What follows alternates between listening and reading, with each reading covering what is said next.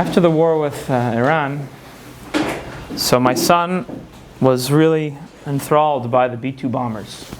So he decided to write President Trump a letter thanking him so much for use of the B-2 bombers and how cool he thought they were.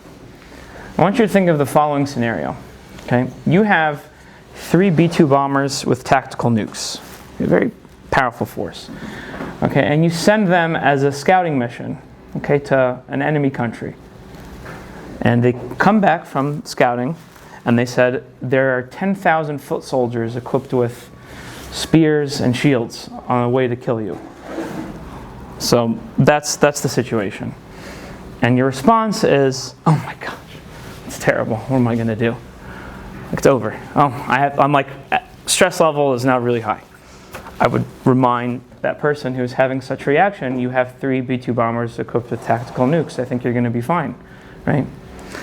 Yaakov Avinu sends 3 malachim to go tell him, what's Esav doing? Right? We don't see anything very crazy here. But Yaakov can somehow just summon up malachim lefi the midrashim. Okay, he has that sort of kalach. And so he sends up these immortal, invincible scouts. And they says, oh my gosh, Esav is coming, and it's not looking good. And Yaakov, all of a sudden, he starts to panic. What am I going to do?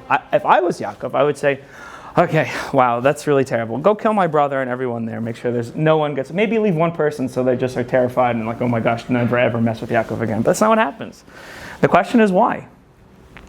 And I think the message is very, very powerful. It's very scary.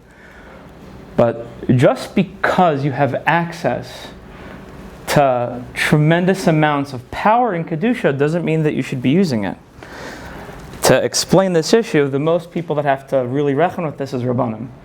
So a person that becomes a Rav, you're an ambassador to HaKadosh Baruch Hu, and you're granted special powers, right? You lead a community, or you paskin shailas, and that gives you a certain amount of power and respect. Are you using that power and respect only for what's absolutely necessary to accomplish HaKadosh Baruch Hu's goal? Are you overreaching? If you overreach 1 iota, it's wrong. You're abusing the power of heaven. Abusing the power of heaven.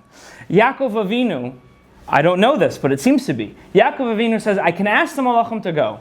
But to ask the malachim to fight me, that's overreaching. And if I and every one of my family have to die, then so be it. I refuse to abuse the power of heaven.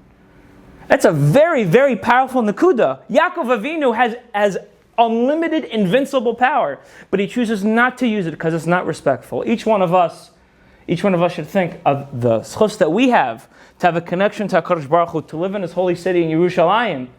But we shouldn't abuse that power. We should use it to further our avodas Hashem, but not overreach. We really hope that you're able to grow and enjoy with this amazing content that we just put together. Do us a favor.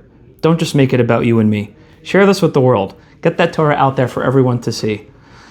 Additionally, if you want to hear more, which we hope you do, you can subscribe to our content so that you can be up to date with all of the new amazing Torah that we have here in the yeshiva, pumping it out to you as the klal.